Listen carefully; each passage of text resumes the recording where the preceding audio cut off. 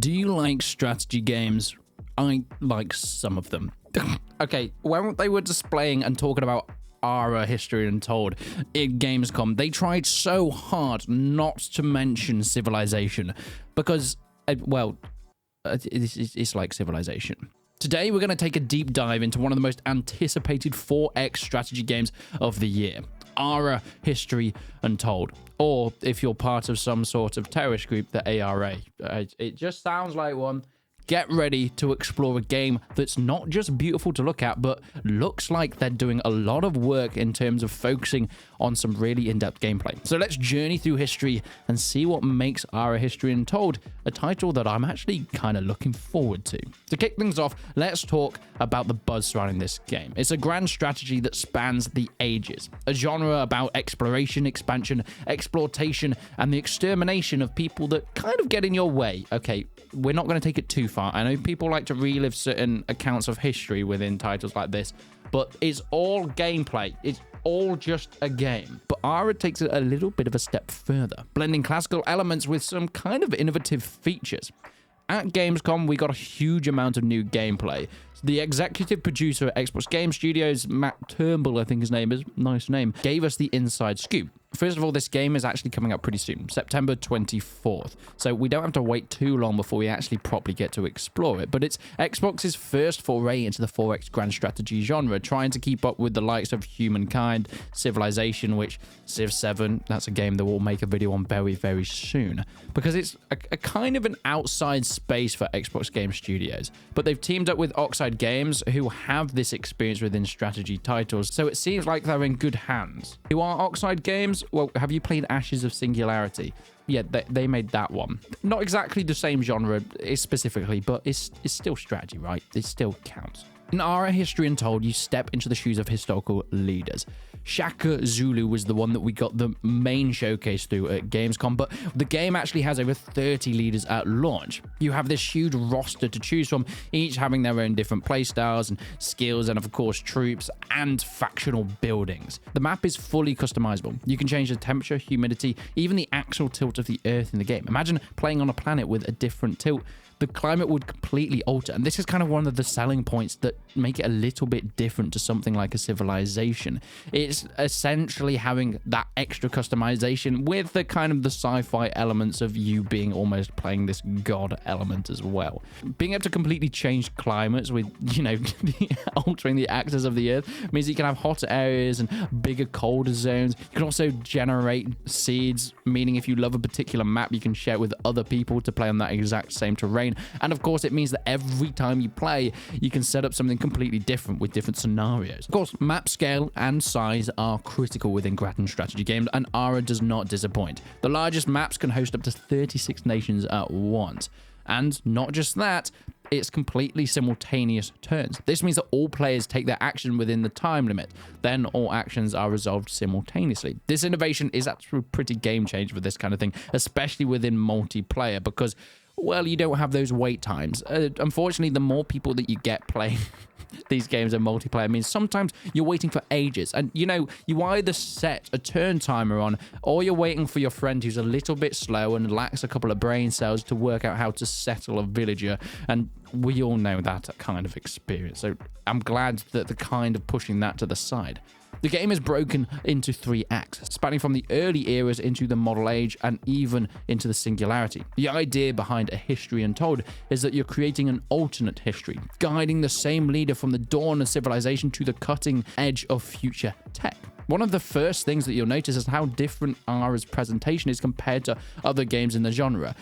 This is actually one of the points where they were trying so hard not to compare it to Civilization. It's kind of funny every time they mention it. They're like, no, don't say anything. The game delivers the fantasy of being a leader in the real world, with organic borders following natural features like rivers and mountains, making the game feel pretty alive. You can zoom in and see the terrain in incredible detail, and I've really, really loved this feature. It's one of the things that kind of brings it to life and immerses you within it, seeing things like wheat fields and rice paddies, even dangerous predators like wolves or pedophiles. Why did I put that in the script? Combat in Ara, though, is strategic. Let's talk about it, because it's one of the main things that I think people come to this sort of thing for. Of course, you have land, and there are people that are on it. You need to deal with them in some way, and you're not going to, send too many chemical weapons. You might be a war criminal.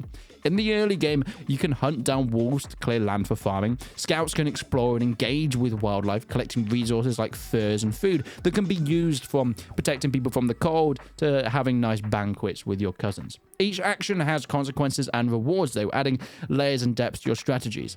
Of course, if you take some of your best boys to go out hunting, you're not going to have the same protection within your town or your city, and it leaves you somewhat vulnerable. And, of course, if you don't send enough people out and they're not skilled enough, they might get eaten. And unless you're a cannibal, having dead people within your village isn't advantageous to the growth and prosperity of said village. Speaking of the village, you can turn them into towns and cities, and this is one of the major aspects of pretty much any 4X strategy game.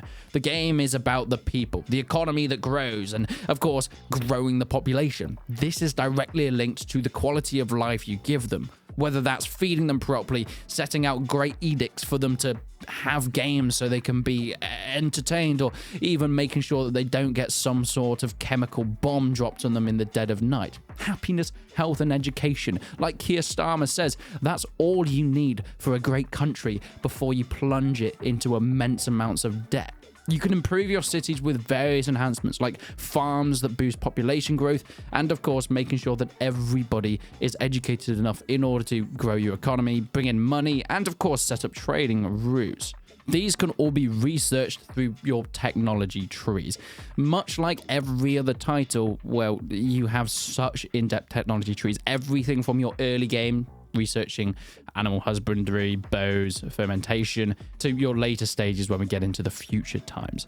But it's not just about the civilizations that are currently playing, but there's also things called forgotten civilizations. These are ancient ruins or mysterious structures that provide valuable resources or prestige boosts. Much like the other 4X strategy game that we're really trying not to mention at this point in time, you can come across ruins that might have some hidden technology or some other unit that are kind of nestled in the cracks like woodlice, trying not to die from being stepped on by a boot. Within Ara, there's things called prestige boosts that can be found within these ruins or mysterious structures. This is the way, or one of the ways, of winning the game. The goal is to become the most prestigious nation on the planet. You can earn prestige through various means, such as religion, commerce, military, conquest, and more. If you want to go for the science win, you can do that, but I personally have always gone for the military win. Train the most amount of troops and Zerg rush any sort of enemy that comes slightly within 300 meters before I have to get some sort of subpoena on them. One cool feature, though, within Ara is the crafting system, and this spans throughout the entire game. You can create amenities for your system, like statues that boost your civilization's quality of life.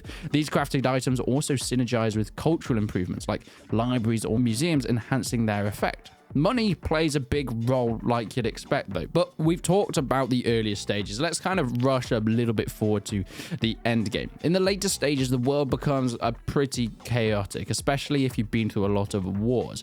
Yet it looks still incredible. You can see your cities evolving with the times, blending ancient structures with modern developments. Think of it like Rome Total War, where, you capture someone else's land, and now you've got a Roman civilization with some sort of Gallic hut. It's like that, but you've got a space elevator involved with the gladiatorial arena. And it's one of the better selling points, kind of going into the future for Ara Untold, since, a lot of the 4X games try and keep it, and granted, understandably, historically accurate and within a certain time area. Here we're going far off into the future, which I think is a really, really nice way of putting it. But if you do manage to get to this stage, hopefully your city will be bustling with life and people enjoy the benefits of your decision, or there'll be rubbles and ruins because someone sent a nuke on you or some sort of space laser.